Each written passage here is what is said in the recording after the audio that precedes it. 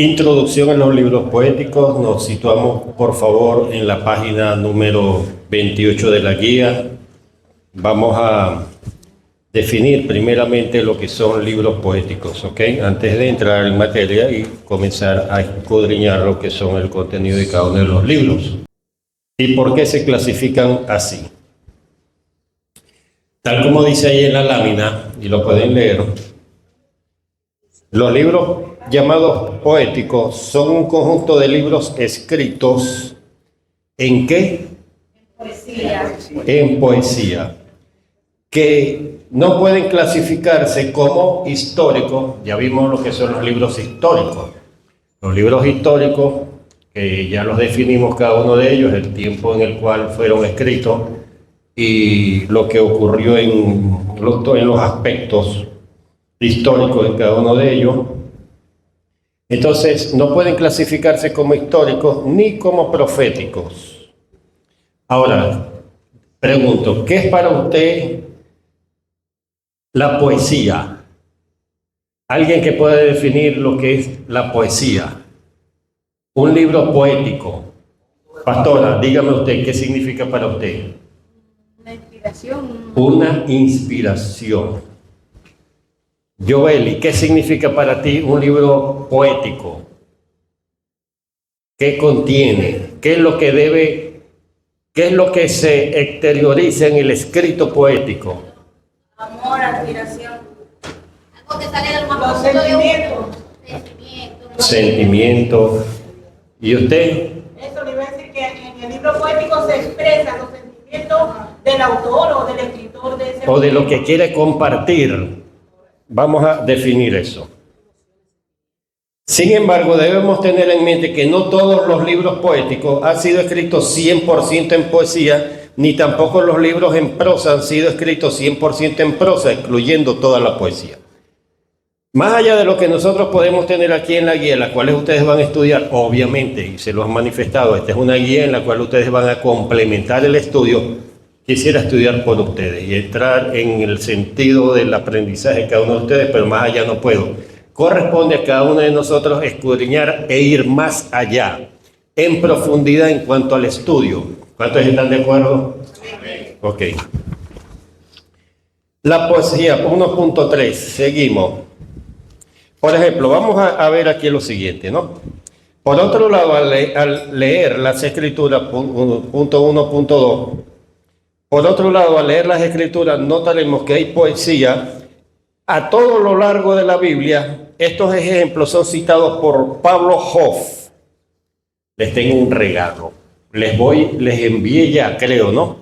El libro de Pablo Hoff en digital. Eso es parte de lo que es el Instituto Universitario Teológico Palabras de Vida, en suministrarles a ustedes todo el material necesario, complementario, para que puedan tener la capacitación necesaria. Amén. Estos ejemplos son citados por Pablo Hoff en el libro. Ya tienen el libro. Se los envié en el grupo de Telegram. Ese grupo lo vamos a usar exclusivamente para material literario y complementario, para no saturar el grupo de WhatsApp, que es más administrativo. Amén. Ok, Adán fue el primer poeta, el canto de la espada, las bendiciones de Noé, profecía sobre Rebeca, ahí están las citas, y así sucesivamente. La poesía en el Nuevo Testamento, vamos a darle, Joeli, vamos a darle, dale para atrás un momentico. La palabra poesía en español, es un agregado, viene de la palabra griega poesis, que significa hacer o crear. Y la palabra poeta en griego es poites, que significa hacedor o creador. ¿De qué? De la inspiración, de una letra, de una prosa. Sigamos. Perdón.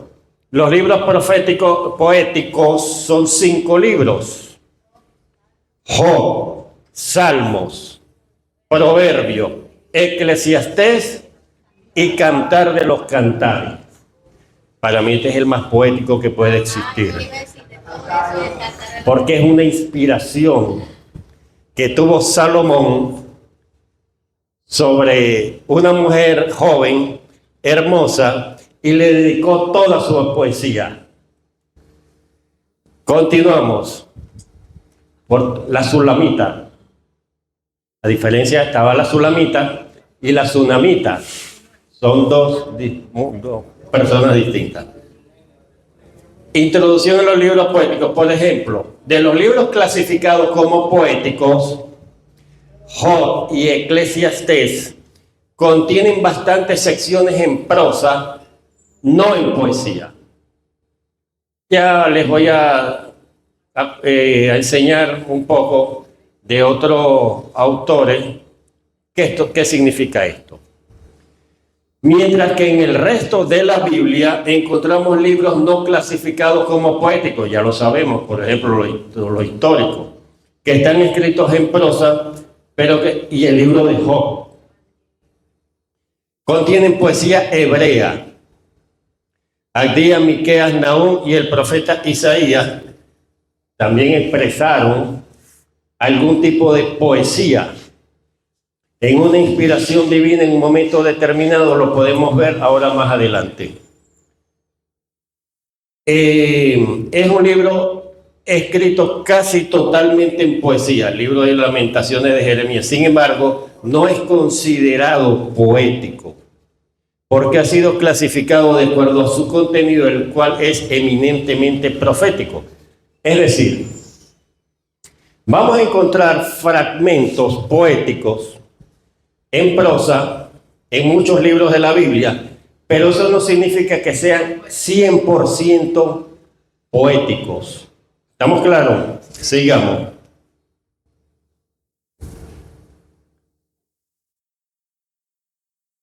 Ok, algunos de estos libros contienen un contenido profético acerca de la persona de Jesucristo. Como sección, los poéticos representan una porción importante del Antiguo Testamento.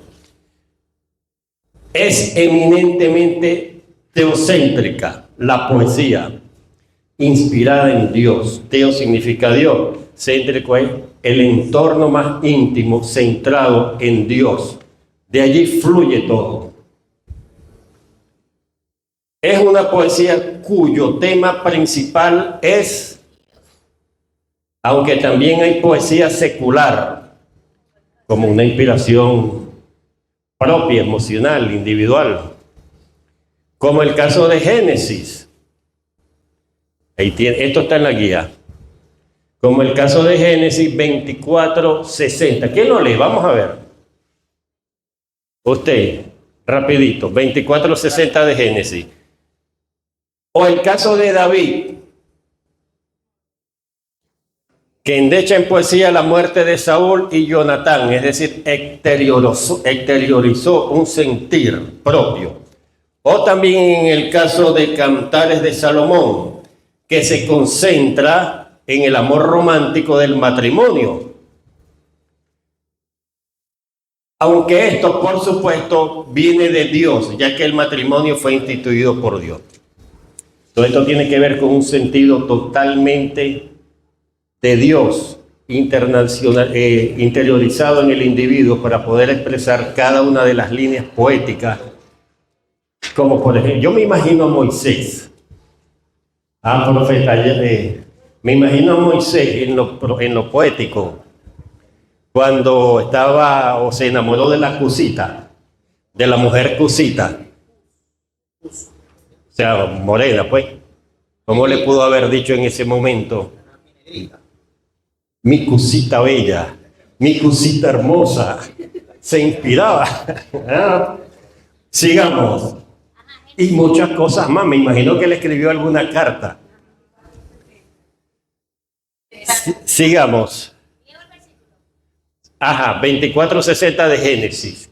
Y bendijeron a Rebeca y le dijeron: hermana nuestra, sé madre de millares, y poseen tus descendientes la puerta de sus milagros, de sus enemigos. Amén. Le exteriorizaron un tema principal a su vida. Sigamos. Aquí viene lo que pudiera, esto fue una investigación adicional para que ustedes pudieran entender un poco, eso se ve en literatura, lo que pudieron ver en alguna ocasión castellano y literatura y otras materias que tienen que ver con la parte textual. ¿Qué son los textos poéticos? Transmiten emociones y sentimientos, que fue lo que dijo, ¿cuál es tu nombre? Angélica. Transmiten emociones y sentimientos. En sus orígenes tenían un carácter ritual y comunitario. Quizás esta palabra ritual, bueno, este es de un autor no cristiano, pero tiene que ver con lo que es la formación a nivel literario que todos conocemos. Pasa que ritual también es usado para otras cosas que no tienen que ver con lo que es el cristianismo, pero en el Antiguo Testamento había un ritual para llegar al lugar santo y el lugar santísimo. El sacerdote se tenía que vestir con el efod y entrar de una manera que una vez al año el sumo sacerdote para poder llegar al lugar santísimo. Eso era un ritual que había que ejecutar. Lo que era el casamiento, matrimonio, rituales y comunitarios. Los primeros textos poéticos fueron creados para ser cantados. Están escritos en verso. Esto es lo que es un libro o un texto poético. Sigamos. Existen dos tipos, poema y poesía. Bueno, no estamos en una clase de literatura, pero este es un concepto para que entiendan qué es lo que significa, ¿vale? Sigamos. Características de un poema específico: tiene estrofa, verso, rima, tiene creatividad, estética, armonía, unidad, flexibilidad. Sigamos. Partes del poema. ¿No se les parece esto algo? La forma en que está escrito en prosa, en verso. Dentro de la Biblia, ¿no se le parece, por ejemplo, al libro de los Salmos? Ya vamos a ir hacia allá. ¿Cómo se compone un poema, una prosa? El verso está constituido por oraciones o frases cortas que se escriben una en cada línea. Aquí coloqué una nota. Por otro lado, al leer las escrituras, notaremos que hay poesía a todo lo largo de la Biblia. Estos ejemplos son citados por Pablo Hoff, bueno, lo que les dije, página 26 de la guía, ¿ok? Este libro ya lo tienen en la cuenta Telegram. Es un conjunto de fonemas, repiten en dos o más versos a partir de la última vocal. Bueno, un concepto amplio de lo que sí puede significar un poema, gramaticalmente hablando, pues un conjunto de normas que se establecen para que sea considerado en aquella oportunidad cuando fue revisado los manuscritos, quiénes eran poéticos y quiénes no eran poéticos, y fueron seleccionados de esa manera. Sigamos.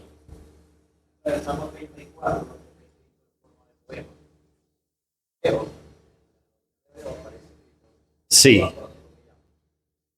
Acuérdense que en esa oportunidad en la cual se estuvo estudiando y seleccionando los libros que iban a componer el canon, que es la agrupación de todos estos libros que aparecen en el Antiguo Testamento y que fueron considerados como tal, habían expertos, por decirlo así, en todas las áreas, incluyendo el área lingüística, para poder establecer este profético, este es histórico y este es poético. Amén. Sigamos. Comenzamos aquí a estudiar los libros poéticos que señalé anteriormente, que son 5. ¿Cuáles son?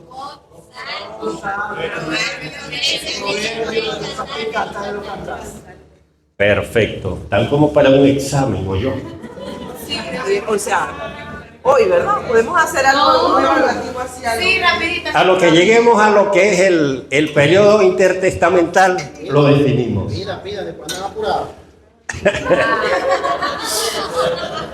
Presten atención, un poquito. El libro de Job. Vamos a ver superfluamente, esto está en la guía tal cual, hice una captura de lo que es la guía, todo está en función de la guía, y lo que no está allí, sino que son notas adicionales, se las hago saber, ¿vale? Pero es importante que ustedes saquen tiempo, aquellos que deseen, para estudiar un poquito más. Lo que son los libros que les envío a nivel PDF, sería bueno un fin de semana, un día de fiesta, lean un poquito, porque es necesario que escudriñemos las escrituras. Ahorita, pastora, en las redes sociales se dice cualquier loquera y locura, y tenemos que estar muy pendientes de eso. Job escribe cuestionando por qué sufre el hombre justo. Es el contenido del libro de Job, el tema principal, el problema del sufrimiento. El autor, ¿por qué es desconocido? Porque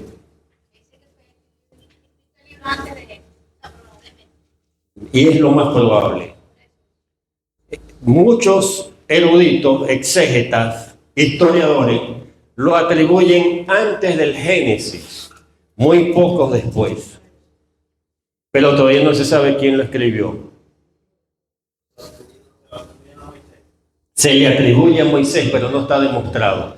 Y cuando no está demostrado es porque hay un estudio completo en cuanto a las frases que utilizó en el antiguo hebreo, a las comparadas con Job, y hacen una comparación a todo el texto, a todo el libro.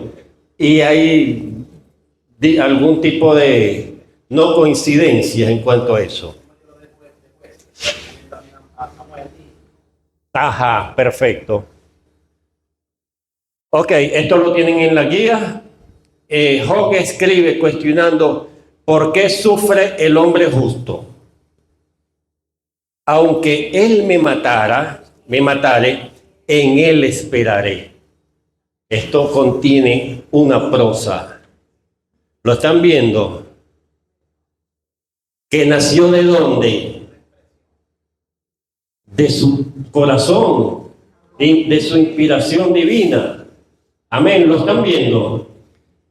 Aunque él me matare, en él esperaré. Job 13:15. Yo sé que mi Redentor vive y al fin se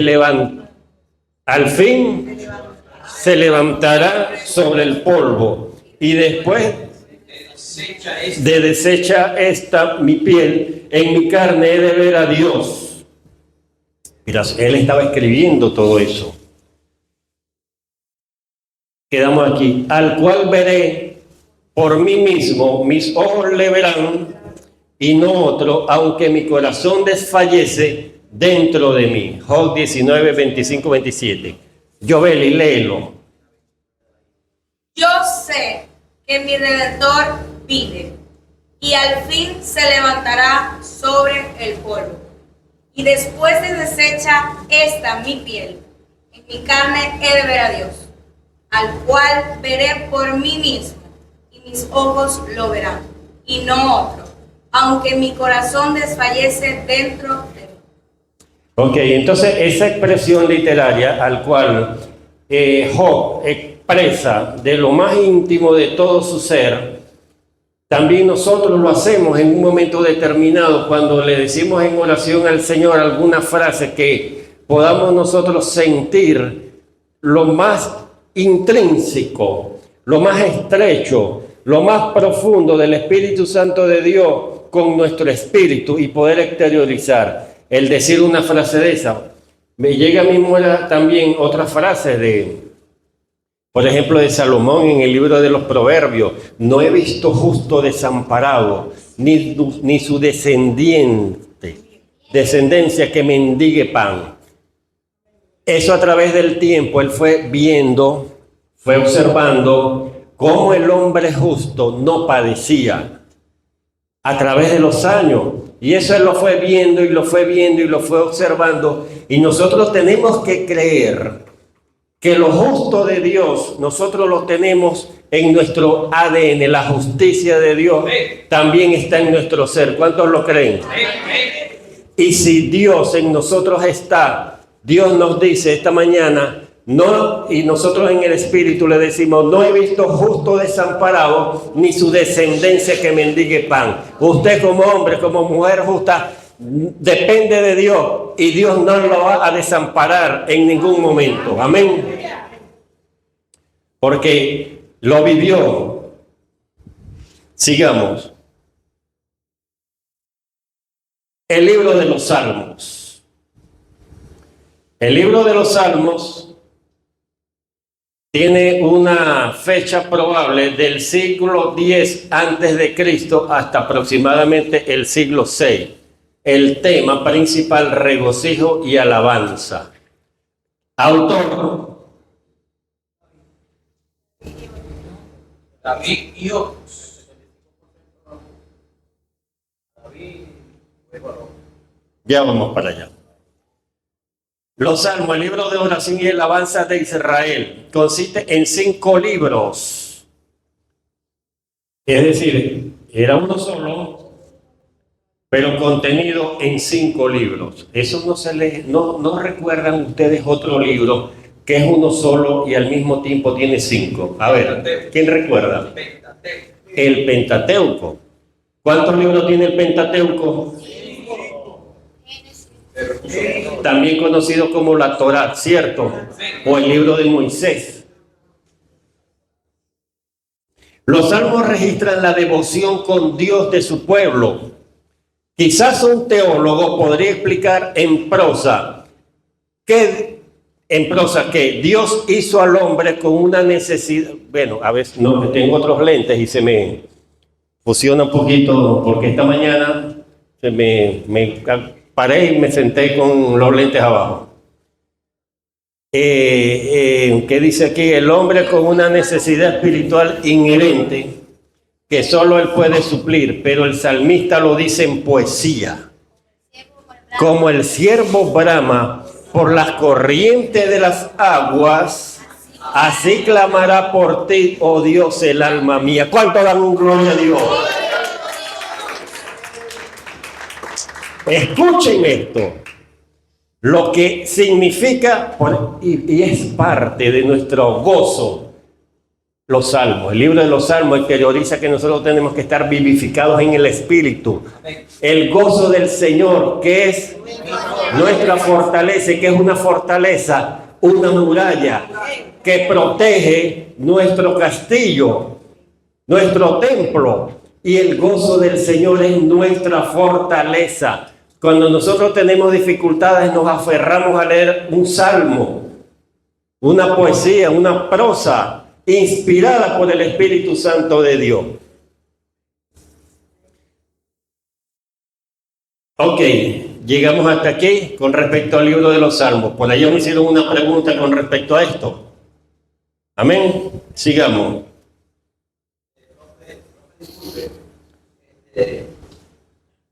Explicar lo que es prosa. Ya voy para allá. Poesía lírica. Lo que es una poesía lírica con respecto a los... Bueno, es que tampoco podemos... No es un curso de literatura, de poesía como tal, pero vamos a abarcar los conceptos básicos. Por ejemplo, la tipo de poesía que se utilizaba en estos escritos, que era la poesía lírica. La esencia del tipo de poesía lírica es una fiel expresión de ¿qué?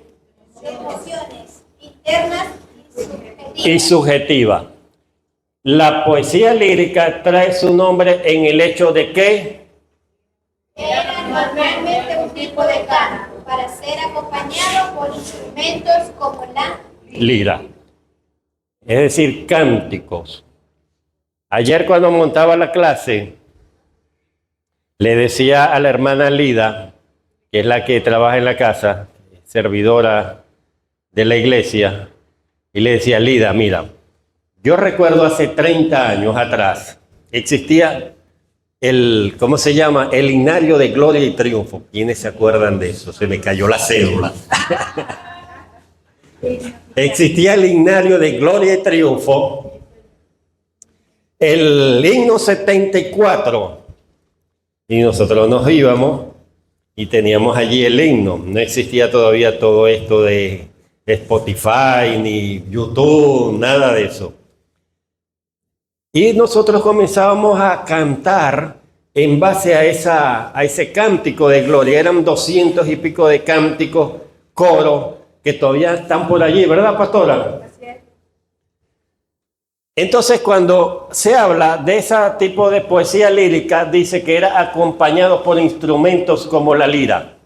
David era un hombre que se movía a través de los instrumentos musicales para él poder expresar lo que Dios hacía en él. Tenía que tener, y hay ministros de esa forma, que ministran es con la adoración y alabanza. Yo soy uno, yo tengo que tener la ministración de la adoración y alabanza para poder fluir. Y es necesario. David era uno de ellos. Continuemos. Aquí está. Tenemos aquí el libro de los Salmos. Autor principal de los 5 libros, libro 1, libro 2, libro 3, se los voy a explicar para que lo entiendan. Libro 1, libro 2, libro 3, libro 4 y libro 5. ¿Ok? Autor principal del libro 1, David, que va del capítulo 1 al capítulo, ¿lo escribió? El capítulo 42 al 72, David y Cora. 73 al 89, Asafat. Asaf. Del 90 al 106, Anónimo. Ya le voy a hablar un poco. Ministro, ¿por qué ahí es Ya- anónimo? Ah, bueno, perdón. Del 107 al 150, David y Anónimo. Número de Salmos.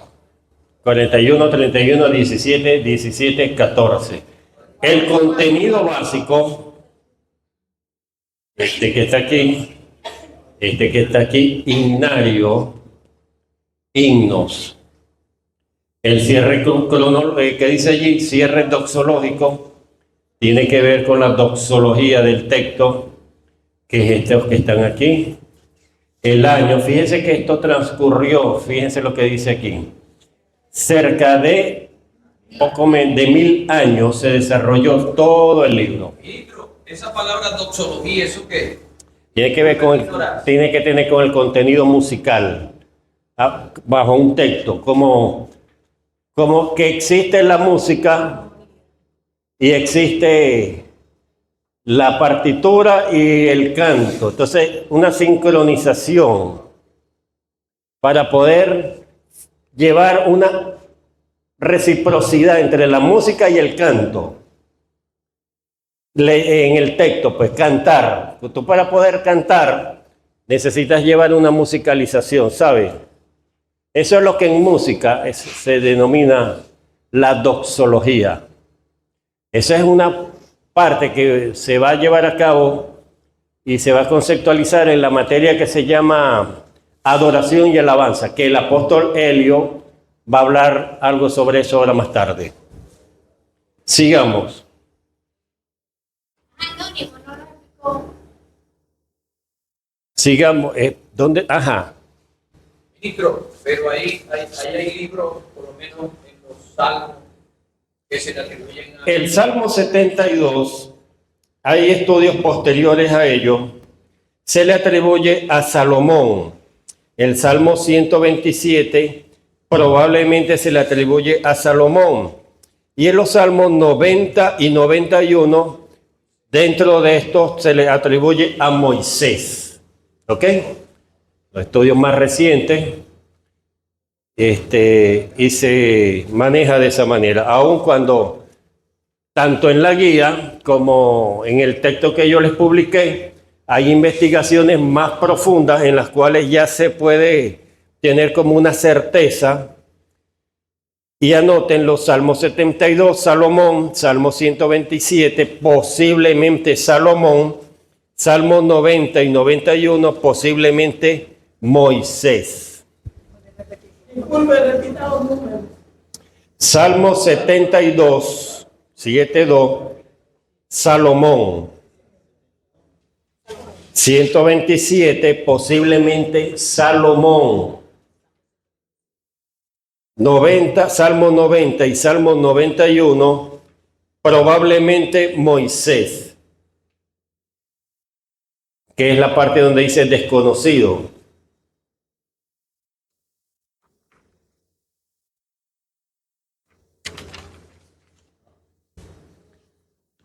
Ok, quise entonces desglosar un poco lo que es el libro de los Salmos, porque para mi concepto son los libros más inspiradores y que tiene que ver también con cánticos, con música, con himnos, y eso fluye. Algo que deben ustedes saber y es que David, para poder no ser atormentado durante el periodo que vivió en pecado y posterior a ello, él le atormentaba un espíritu. Y solamente con los cantores podía fluir en el espíritu. Y eso es verídico, eso es así. Y ustedes han visto como en ministraciones, esa es una materia fundamental, adoración y alabanza. Porque es necesario que los ministros del altar conozcan esto, saber cómo fluir, no es estar allí como repetir algo, es ser inspiración a través del Espíritu, y hay secuencia. Toda esa parte la va a manejar el apóstol Elio Hernández ahora. Ok, el libro de Proverbios. Ya salimos del libro de los Salmos, esa pantalla que les copié, se las voy a enviar al grupo Telegram para que la tengan allí, amén. El libro de Proverbios, el tema es sabiduría. Busca la sabiduría y halla la inteligencia, porque es más preciado que todo el oro y toda la plata, decía Salomón. Alguien me ayuda aquí, que Proverbios se concentra en la sabiduría y la define como el temor del Señor. Prácticas para la sabiduría. Dice Proverbio, el que ama la instrucción, ama la sabiduría, mas el que aborrece la reprensión es ignorante. El que aborrece la reprensión es ignorante. Nos ha tocado como ministros, como mentores, como personas que Dios ha puesto en la vida de otra persona, hacerle ver y entender los conceptos y los principios básicos de que la sabiduría proviene de Dios. Hay dos conceptos que yo he manejado desde muy joven y es el concepto de la sabiduría y la inteligencia. Lo que es ser sabio, ¿verdad? La sabiduría proviene de Dios. Amén. ¿Cuántos lo creen que es así? En toda la integridad del conocimiento de Dios a nuestras vidas y la formación que nosotros podamos obtener a través de toda nuestra vida ministerial, que comienza en el mismo instante en que nosotros recibimos a Jesucristo como Salvador personal y el Espíritu Santo fluye en nuestras vidas y comienza un proceso de aprendizaje entre el Espíritu Santo y nosotros en nuestras vidas, y comenzamos nosotros a aprender cada día más referente a lo que es las Escrituras. Y parte de esto es estos cursos que nosotros estamos dictando, esta formación, esta capacitación a cada uno de ustedes para que puedan ser ministros de culto de excelencia. ¿Cuántos lo creen?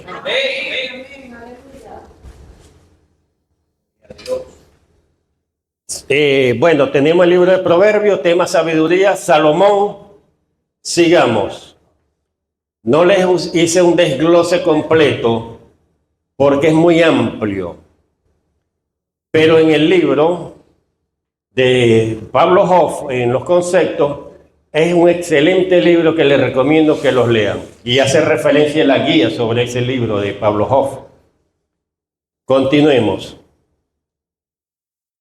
Libro de, creo, viene este.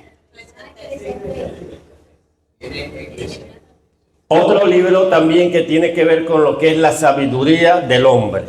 Autor Salomón. ¿Alguien quiere exponer algo con respecto? Por eso es que se le llama poéticos o sapiensales. Exactamente, sí. Porque hay unos que van más a la sabiduría y otros más a la poesía. Exactamente, así mismo es. Autor Salomón, fecha siglo X antes de Cristo. Salomón describe cómo es la vida cuando la gente no ve a Dios, es decir, el inconverso, y a su sabiduría, que es errada. Vanidad de vanidades, todo es vanidad. Eso nadie se lo dijo, eso él lo expresó y quedó escrito y está allí.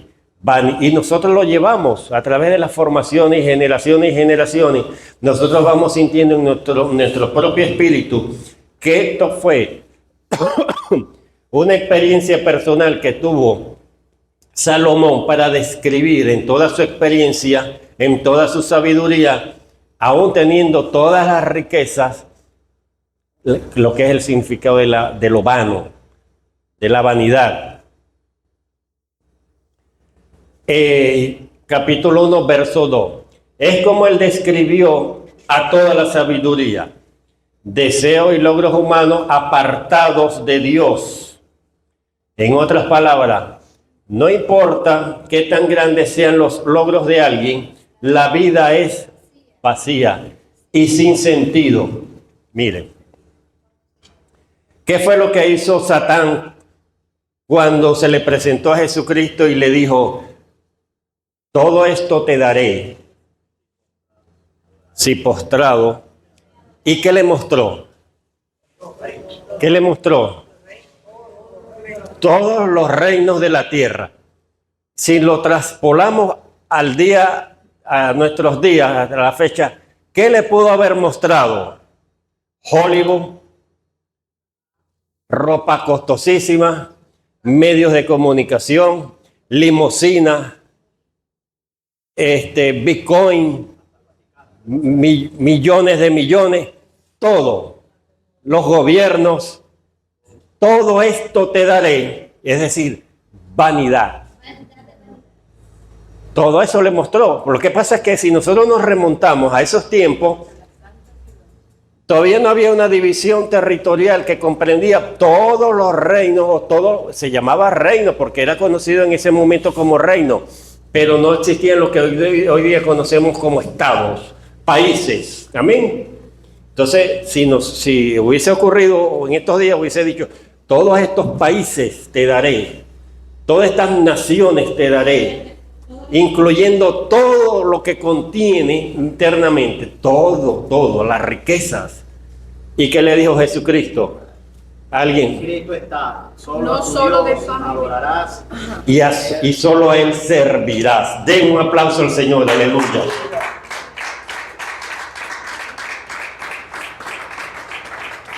En otras palabras, no importa que tan grandes sean los logros de alguien, la vida es vacía y sin sentido cuando se vive para placeres egoístas apartados de la voluntad de Dios. Pero cuando Dios pone algo en tus manos, tú le prosperas para la gloria de Dios y pones todo lo que Dios te ha dado al servicio primeramente de Dios y del prójimo. Amén. Continuemos.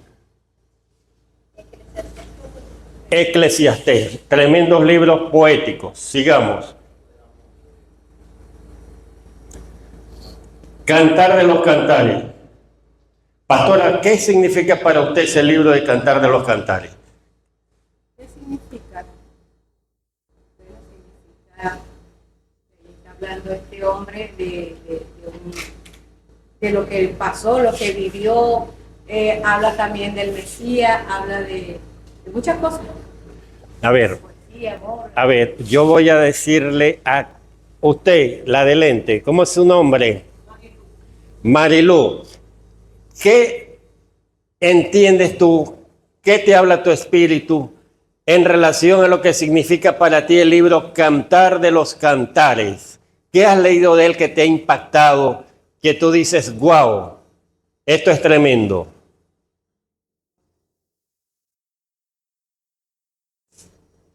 No se acuerda. Cantar de los Cantares, tema Amor humano y divino, autor Salomón. Se escribió siglo XI antes de Cristo. Pastor, ¿le puedo decir qué es el amor que tiene una esposa o una esposa? En este caso también Dios a su esposa, que somos nosotros, que es la iglesia. Ese libro se proyecta. Ese libro se trata más que todo de eso, de amor de pareja. Lo digo porque yo no leo mucho política. Perfecto, maravilloso, 20 puntos. Yo dormía, pero mi corazón velaba. Era la voz de mi Lo hermano. lee, que te lo lee. Eso. Nos estamos concentrando, nos estamos dejando que el Espíritu fluya en nuestra mente. Fíjense cómo el Espíritu habla. El amor de Dios a la iglesia, amén. Del esposo a la esposa. Los personajes principales incluyen a la novia, Sulamita. Dos interpretaciones de esta escritura poética se ofrecen comúnmente. Uno, el libro es una expresión del amor marital puro, según lo manda Dios en la creación. Repito, el libro es una expresión del amor marital puro, según lo manda Dios en su creación. Dos, el libro es una expresión del gran amor de Cristo para su novia. ¿Quién es? Como una composición poética hebrea. El Cantar de Salomón merece un grado magnífico. Fue escrito aproximadamente 37 años antes de que Salomón escribiera Eclesiastés. Esto está en la guía. El Cantar de los Cantares en forma poética describe el deleite santo y sublime del matrimonio. Morena soy, pero codiciable como las tiendas de sedad. Señor, envíame esa morena que conquiste mi alma y mi corazón y la llenaré de todo lo que tú me digas. Bueno, estoy poetizando aquí, ¿no?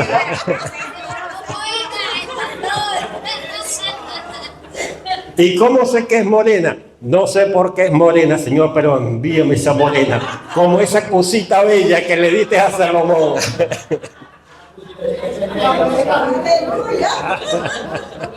Me inspiró, Ok.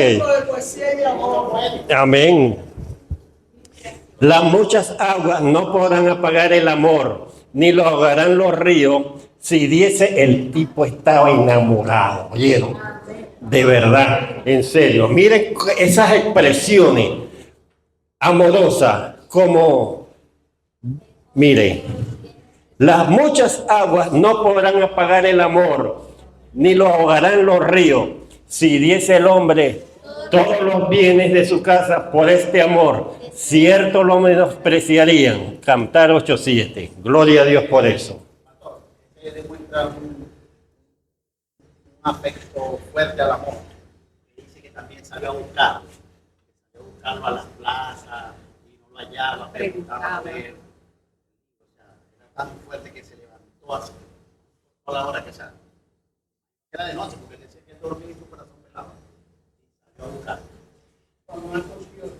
Yo estoy llegando a pensar que así como en la Biblia existen los libros históricos de hombres, y ahorita vamos a ver los proféticos, y todo lo que está en la Biblia tiene una razón de por qué. Todo lo que está en la Biblia, hasta lo más mínimo, tiene un mensaje para nosotros. La Biblia es el manual del usuario. El manual del usuario que Dios diseñó para nosotros. Cualquier circunstancia, cualquier problema, cualquier consulta, ahí la vamos a conseguir. Bajo una inspiración de Dios, Dios nos va a hablar a través de eso. Entonces, yo creo que también el hecho literario de la poesía en el Antiguo Testamento y que sea vigente hasta el día de hoy es porque en nuestros mayores problemas nosotros tenemos que buscar el cántico de Dios del Espíritu en nuestras vidas y buscar esa resonancia en el Espíritu, con el Espíritu Santo de Dios. Creo que no todo es batalla, que no todo es guerra espiritual, sino que tenemos que hacer un selah, un silencio, un cántico, inspirarnos en Dios. Y en el momento que nosotros nos inspiramos en Dios, podemos salir al frente y darle unos buenos días con las mejores sonrisas. Y ha de ser de bendición para el vecino o la vecina. Amén. Amén. Es necesario. Sigamos. Conclusiones de los libros poéticos. Ya vimos estos 5 libros. Lo demás lo tienen allí en la guía. Para eso es la guía, ¿ok?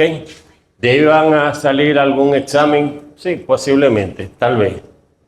Lecciones aprendidas de este acercamiento a la literatura poética del Antiguo Testamento.